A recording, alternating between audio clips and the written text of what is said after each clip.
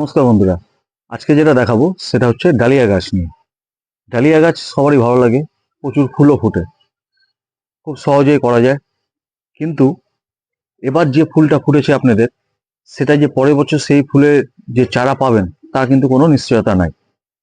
হয়তো ভালো জায়গা থাকলে আপনি বলে রাখতে গেলে পেতে পারেন, কিন্তু সচরাচর যারা অল্প গাছ লাগায়, হয়তো এবার যে ফুলটা ফুটলো খুব সুন্দর লাগছে দেখতে, কালার টালার দিয়ে, কিন্তু পরের বছর নিতে যাবেন, হয়তো সেটা বলতে পারছেন না, কিংবা ওই ধরনের গাছ পেলেন না, সেটাও হতে পারে। কিন্তু এমনভাবে যদি কিছু রাখা যায়, গাছকে যদি ঠিক মতো রাখা যায়, যে পরের বছর আমি কিন্তু সেই গাছটাই আমি আবার পাবো, সেখান থেকেই আমি চারা করতে পারবো এবং সেই ফুলই পাবো। সেটা কিভাবে রাখা যায়? কারণ দোকানে যে বলবেন, সে চারা দিতে পারলো না, আপনি নিতে পারলেন না, আপনার পছন্দের চারা, মানে এত সুন্দর ফুলটা হয়েছে, কিন্তু তার কিন্তু চারা আপনি খুঁজে পাচ্ছেন না, একটা মন খারাপ হয়ে যায়। তার জন্য ওই ডালিয়া গাছের মূলে একটা আলুর মতো অংশ হয়, যেটাকে কন্দ বলে। ওইটা কিন্তু যদি আমরা রেখে দিতে পারি ঠিক মতো, পরের বছর কিন্তু ওখান থেকে আমি আবার চারা করে একই রকম ফুল পাবো, এবং খুব সহজেই রাখা যায়। তার জন্য খুব বেশি কোনো খাটনি করতে হয় না, এবং আমার যত খুশি ওখান থেকে আমি চারা করতে পারবো।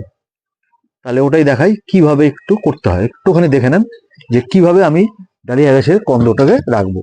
ডালিয়া গাছ যখন হয়ে যাবে, ফুল ফুটে যাবে, ফুল ফুটে যাওয়ার পর দেখবেন আর সেখান থেকে কোনো কড়ি, আরো যে ডালপালা আছে সেখান থেকে কোনো কড়ি বেরাচ্ছে না, গাছটা আস্তে আস্তে শুকিয়ে যাচ্ছে, মরে যাচ্ছে। তখন গাছটাকে যখন কাটবেন, কাটার সময় গোড়া থেকে 3-4 ইঞ্চির মতো রেখে দিবেন, রেখে দিয়ে তারপরে কেটে দিবেন।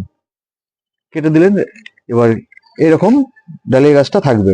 এবার দেখতে পারেন এর গোড়া দিয়ে কিন্তু আরো আমার গাছ বেরাচ্ছে, কিন্তু এখন আমি তো লাগাবো না, এখন গরমের সময় কিন্তু হবে না ডালিয়া গাছ, আমাকে আবার শীতের সময় করতে হবে। তাহলে আমি এই যে এর গোড়াটাকে আমাকে রাখতে হবে ঠিক মতো করে, যেন আমি পরের বছর আবার লাগাতে পারি, এখান থেকে চারা করে আমি বাড়িতে লাগাতে পারি। তার জন্য কি করতে হবে, আমার মাটিটা ভিজা আছে, একটু বৃষ্টি হয়েছে বলে আপনাকে দেখাচ্ছি। মাটিটা যখন শুকনা থাকবে ধরেন, তখন এইটাকে গোড়া থেকে আস্তে করে ভালো করে তুলে নিতে হবে। টব উল্টিয়ে মাটি ঝরিয়েও তুলে নিতে পারেন, আমি দেখাচ্ছি। এইভাবে আস্তে আস্তে এটাকে খুব সাবধানে তুলে নেবেন। তুলে নিয়ে মাটিগুলো কিন্তু ভালো করে ঝরিয়ে নিতে হবে। মাটি যেহেতু বৃষ্টির জন্য ভিজা আছে, ওই জন্য মাটি লেগে আছে। এইভাবে তুলে নেবো, আস্তে করে তুলে নিয়ে মাটিগুলোকে পরিষ্কার করে নেবো। মাটিগুলোকে ভালো করে পরিষ্কার করে, বেশি জল দিয়ে ধোয়ার দরকার নেই, মাটিগুলোকে একটু ভালো করে এমনি পরিষ্কার করে নিলে ভালো হয়, কারণ জল না দেওয়াই ভালো। দিয়ে এই যে ছোট ছোট শিকড় আছে, এগুলোকে আমি একটু পরিষ্কার করে নেবো। এগুলোকে রাখার দরকার নেই, এগুলোকে কেটে দিব।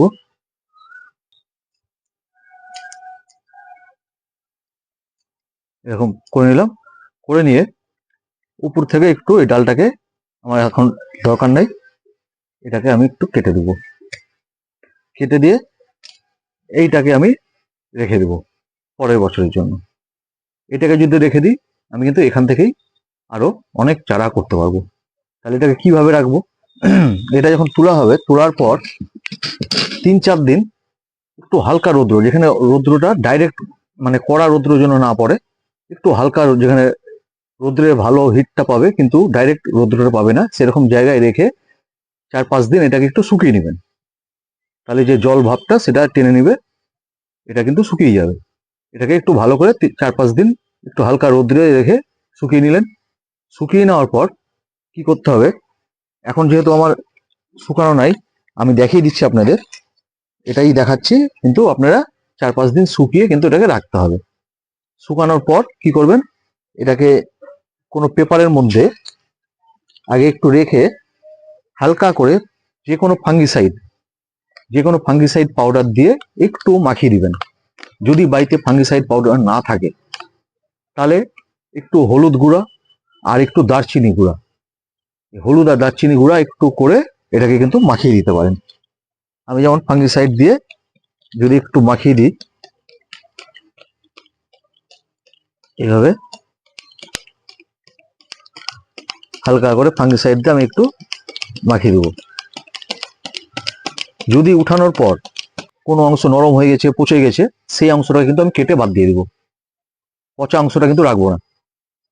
এবং বাদ দিয়ে সেই জায়গাটা ভালো করে ফাঙ্গিসাইড লাগিয়ে আমি এটাকে একটা ভালো পেপারে মধ্যে আমি এটাকে মুড়াবো। ভালো পেপারের মধ্যে এভাবে মুড়িয়ে আমাকে রাখতে হবে। এইভাবে একটা পেপারের মধ্যে মুড়িয়ে কি করতে হবে, এটাকে আমি যে কোনো পিচবোর্ডের বাক্স হোক বা কাগজের ব্যাগ হোক তার মধ্যে আমি কিন্তু এটাকে রেখে দেবো। এইভাবে মুড়িয়ে এর মধ্যে যে কটা হবে এইভাবে মুড়িয়ে মুড়িয়ে আপনি বড় বেশি থাকলে তার মধ্যে বড় বাক্স নেবেন, নিয়ে এর মধ্যে মুড়িয়ে এইভাবে আমি এটাকে ঢেকে রেখে দেবো। রাখবো কোথায়? একটা অন্ধকার ঠান্ডা জায়গায়, মানে ধরেন আপনি আলমারির নিচে রাখেন কিংবা গ্যারেজে, যদি যেখানে একদম গ্যারেজে অন্ধকার থাকে সেরকম জায়গায়, মানে কোনো ভিজা জায়গায় রাখবেন না কিন্তু, যেখানে শুকনো জায়গা ওরকম জায়গায়, অন্ধকার জায়গা এবং ঠান্ডা জায়গা দেখে এরকম আপনি রেখে দেন।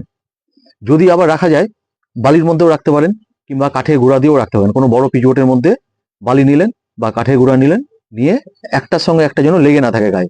যখন 2 3টা 4টা এরকম রাখবেন, মানে একটা থেকে একটা একটু গ্যাপ দিয়ে এইভাবে বালি দিয়ে রাখবেন। বালি দিয়ে রাখতে গেলে কি হয়, একটা অসুবিধা হতে পারে যে সেখান থেকে কিন্তু চারা বেরাতে পারে। এবার চারা বেরাতে গেলে কি হয়, আপনি অটাইমে চারা বেরাতে গেলে আপনি সেই চারাটা কিন্তু কোনো কাজে দিবে না। ওই জন্য কাগজের পেপারে সবচেয়ে ভালো, পেপারে মুড়িয়ে ভালো করে সাইড দিয়ে পেপারে মুড়িয়ে কোনো পিচবোর্ডের বাক্স হোক, কাগজের ব্যাগ হোক, যার মধ্যে করে আপনি যে কোনো অন্ধকার জায়গা, ঠান্ডা জায়গা দেখে আপনি রেখে দেন। এবার কি করতে হবে, এটাকে রেখে দিলেন পরের বছরের জন্য। তখন যখন আবার গাছ লাগাবেন তখন কিন্তু এটাকে বের করে তখন বালিতে বসিয়ে দেন। বালিতে বসালে এর গা দিয়ে দেখবেন অনেক ছোট ছোট ডাল বেরাচ্ছে। এবার সেইগুলোকে আপনি কাটিং করে আপনি চারা তৈরি করে নিতে পারেন, এবং সেখান থেকে সুন্দর, যেমন দোকানে থেকে চারা নিয়ে এসেছিলেন একদম ওরকমই চারা হবে এবং সুন্দর ফুল পেয়ে যাবেন। যদি এইভাবে রাখেন তাহলে কিন্তু গাছটা নষ্ট হবে না।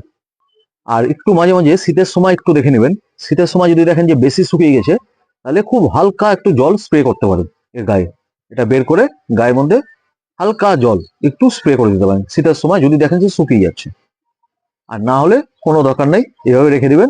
এবার যখন পরের বছর শীতের সময় গাছ লাগাবেন তার আগ দিয়ে এটাকে বালির মধ্যে বসিয়ে রাখেন, ওইভাবে যেমন করে বললাম। ওখান থেকে চারা হবে, গা থেকে যে এরকম ডাল বেরাবে ছোট ছোট অনেক, এগুলো কাটিং করবেন, কাটিং করে আপনি বসিয়ে দেন, আপনার গাছ কিন্তু তৈরি হয়ে যাবে।